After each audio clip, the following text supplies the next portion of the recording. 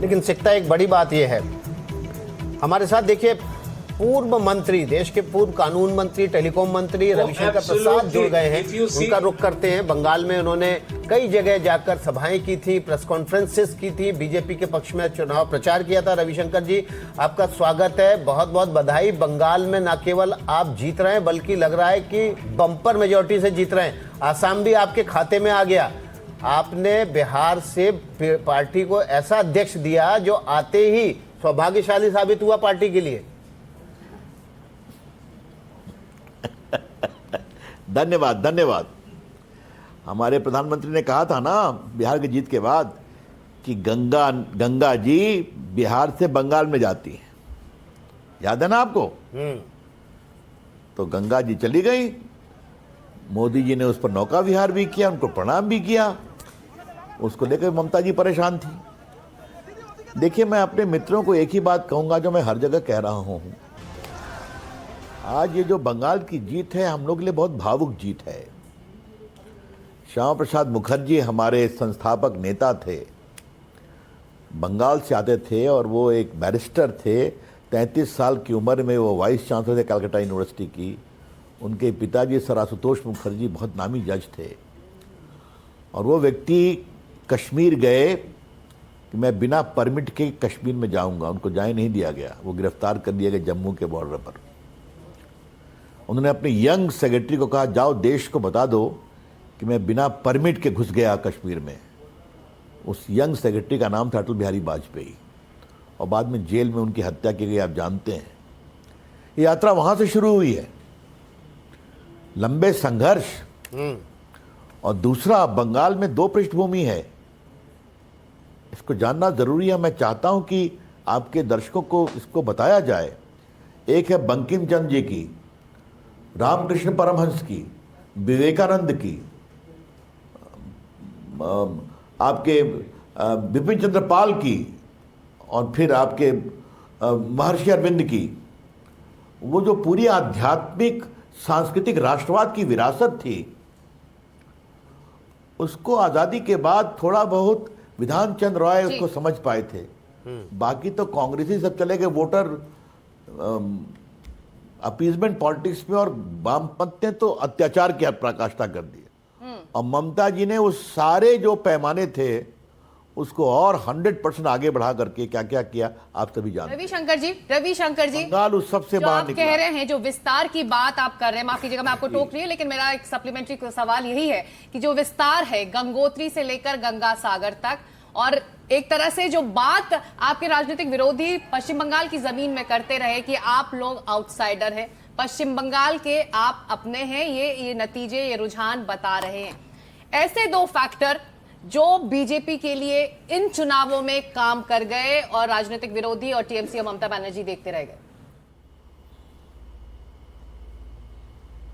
पहले एक बात बता दें, ये आउटसाइडर की बात कौन बोलते हैं? जो संविधान खतरे में है, और भारत का संविधान एक राष्ट्र की बात करता है ना, हर को कहीं भी जाने का अधिकार है ना, तो ये वो बोलते हैं, उनकी संकुचित सोच।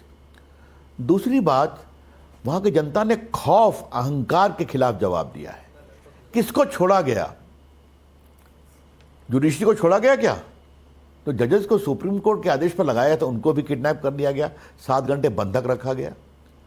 ये चुनाव तो छोड़िए, मैं कई बार बंगाल में चुनाव में अत्याचार की जांच के लिए गया हूं, डेलीगेशन के नेता के रूप में, एमपी के रूप में। कई बार बाकी लोगों के साथ गया हूं। चाहे वो चुनाव हो आपके ग्राम पंचायत का, आप नामांकन नहीं कर सकते, फाड़ दिया जाएगा, करोगे तो पिटाओगे, अगर एक्सेप्ट हो गया तो चुपचाप बैठ जाओ। हम लोग गांव जाके देखें हमारे कार्यकर्ता क्या पिटे हैं। और आज मैं उस परिवार को याद कर रहा हूं, मैं लड़ करके उस गांव में गया था, 8 किलोमीटर सड़क से हट कर करके, कितना पीटा था उसको। वो पेट से थी महिला हमारी, उनकी बहू। और पत्रकार भी डटाए तो पत्रकार ने कहा हम भी हिम्मत नहीं कर पाते थे। और पूरा जो आपका जलपाईगुड़ी है और बाकी है, वहाँ भी अस्पताल में जो हमारे लोगों को पीटा गया, सब आदिवासी थे, पार्टी के लिए काम करते थे। उस खौफ को देखा है हम लोगों ने। एक आदिवासी गांव में गए थे, वहाँ कोई नहीं था उस गांव में, सिर्फ एक महिला मिली। तो मैं थोड़ा बंगाली बोलता हूँ, আপনি এখানে আসুন কি বলবো আমি, अकेले थे उस गांव में। बाद में फिर हम लोग एक पार्टी के जो लगा हुआ था जिसको तोड़ दिया, वहीं बैठे प्रोटेस्ट में। ये हम लोगों ने पूरा देखा है भाई। तो आज वहाँ से जो खौफ चला है, आप बदलों की बात करती हैं, कई हमारे परिचित हैं, संबंधी हैं, मित्र हैं, उनका एक ही आग्रह था, कृपया करके हमें अपने फ्लैट से बाहर निकलकर वोट देने का अवसर दिलवा दीजिए, बाकी छोड़ दीजिए। बड़े बड़े उद्योगपति, तो कुछ हमारे मित्र भी हैं, क्लाइंट भी हैं, कहा कि क्या करें वोट दे करके, वोटर स्लिप पहुंचती है, आगे छीन के चला जाता है। इन चीज़ों को हम क्या इग्नोर कर सकते हैं क्या?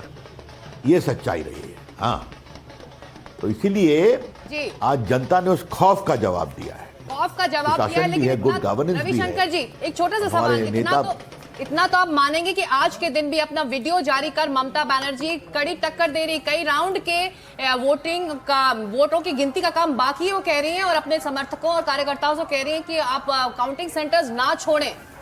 तो अभी तक लास्ट मोमेंट तक she is giving a good fight. ठीक भी है। हाँ, मुझे उस पर मुझे क्या आपत्ति है भाई, वो अपने को फाइटर का दावा तो करती हैं, गुड लक टू हर। लेकिन एक बार जनता के मूड को भी देखने समझे की बात करें। और जिस तरह से हमारे नेता मोदी जी ने वहां प्रचार किया, जनता ने उनको आशीर्वाद दिया, और जो हमारे गृह मंत्री अमित शाह जी ने हिम्मत दिखाई कि मैं तुम्हारे साथ खड़ा हूं, और उनका वो शब्द जो था, आप लोग दिखाई, उल्टा टांग देंगे गुंडों को, जनता का बहुत विश्वास बढ़ा। और आप देख रहे हैं कि अभी फाल्टा में क्या हो रहा है, आपने दिखाया है अपने चैनल पर कि वोटिंग के बाद भी गरीब महिलाएं भी चिल्ला रही हैं, हमें पीट रहे हैं। तो इतना अहंकार कि छोड़िए पुरुष को, बाकी को, महिलाओं को भी पीटते हैं, तुम वोट देती हो मेरे खिलाफ। तो उसका जवाब तो मिलेगा ना, जवाब मिला है। और मैं आपसे इतना ही कह सकता हूं, ये खौफ के खिलाफ, अहंकार के खिलाफ, गुड गवर्नेंस की चाहत, भ्रष्टाचार के खिलाफ सबका जवाब है। रविशंकर प्रसाद जी, आखिरी सवाल सर आपसे। मीनाक्षी बोल रही हूँ स्टूडियो से, बधाई सर। और मैं तो ये पूछना चाह रही हूँ कि आज फिर क्या आ रहा है जश्न में, संदेश आएगा या झालमुड़ी आएगी सेलिब्रेशन में? राहुल कंवल है कि नहीं? दूसरे स्टूडियो में है सर। नहीं, दूसरे स्टूडियो में है, लेकिन सर बताया नहीं आपने, संदेश खाएंगे या झालमुड़ी? चलिए, मैं होप कर रही हूँ कि शायद दोनों चीजें पहुंचेंगी। चलिए, बीजेपी हेडक्वार्टर का ही रुख कर ले। जी सर, कुछ कह रहे हैं सर? नहीं, मैं कह रहा हूं कि राहुल कहल बिहार के चुनाव में आते थे, एक लिट्टी खाने में भी उनको परेशानी होती थी, बहुत कस करके उनको खिलाना पड़ता था। और बंगाल में घूम रहे हैं तो झालमुड़ी भी खा रहे हैं, तो साहब रोल्स भी खा रहे हैं, तो मैंगो आम की कुल्फी भी खा रहे हैं। हमने कहा वाह। अरे बिहार में जब अभी चुनाव था तो आपने जब डिनर दिया था, तो मैं तो इस बात से खुश हूँ सर, मैं तो इस बात से खुश हूँ, इसका मतलब एनडीटीवी का पूरा कवरेज देख रहे थे आप। फैंटास्टिक।